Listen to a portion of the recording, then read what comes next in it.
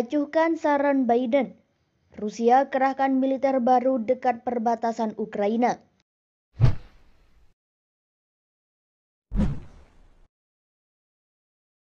Rusia meneruskan upaya untuk mengumpulkan militernya di dekat perbatasan Ukraina dalam beberapa hari terakhir, meskipun Presiden Amerika Serikat, Joe Biden, mendorong Presiden Rusia, Vladimir Putin, untuk menurunkan tensi sesuai dengan pertemuan virtual sebelumnya pada minggu lalu.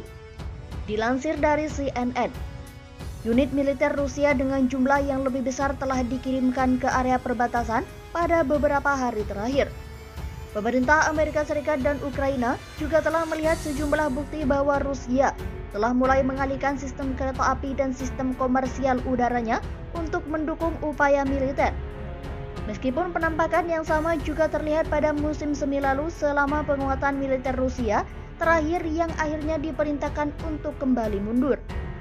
Sejumlah gambar satelit menunjukkan bahwa Rusia telah mengerahkan militernya ke area sekitar 30 mil dari perbatasan Ukraina.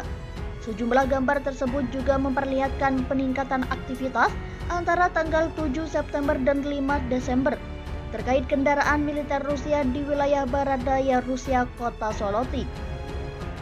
Berdasarkan penilaian intelijen Amerika Serikat, setidaknya 50 grup taktis batalion telah diturunkan di sekitar perbatasan Ukraina dengan 6 lainnya sedang dalam perjalanan. Sejumlah grup ini yang biasanya masing-masing terdiri dari 900 personel merupakan unit tempur yang sangat beragam dan sangat mandiri. Ini terdiri dari pasukan artileri, senjata anti-tank, pengintaian, dan unit teknik. Pasukan BTG ini juga sebelumnya merupakan pemeran utama dalam aktivitas militer Rusia di Ukraina pada tahun 2014 lalu. Hingga kini, pemerintahan Biden masih melihat peluang untuk mencegah invasi dari Rusia.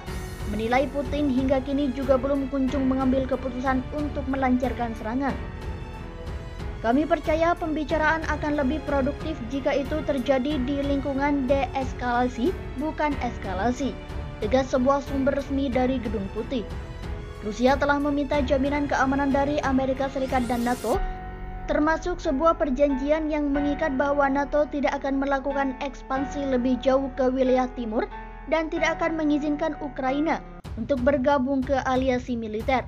Dilansir dari laporan resmi Menteri Luar Negeri Rusia pada hari Jumat lalu yang diberikan kepada asisten Menlu Amerika Serikat Karen Donfried.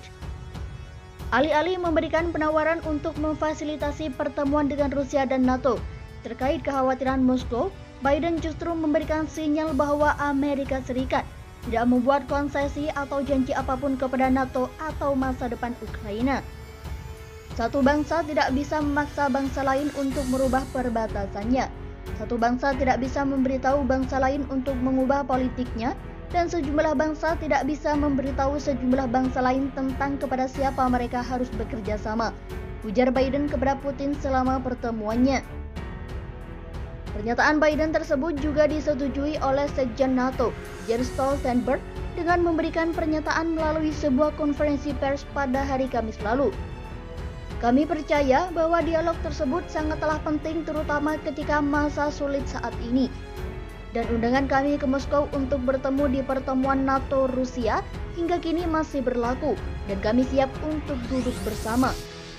Tetapi kami tidak akan pernah berkompromi dengan hak setiap negara berdaulat seperti Ukraina untuk memilih jalan dan prinsipnya dan 30 sekutu lainnya untuk menentukan kapan Ukraina siap bergabung ke aliansi, pungkas Jens Stoltenberg.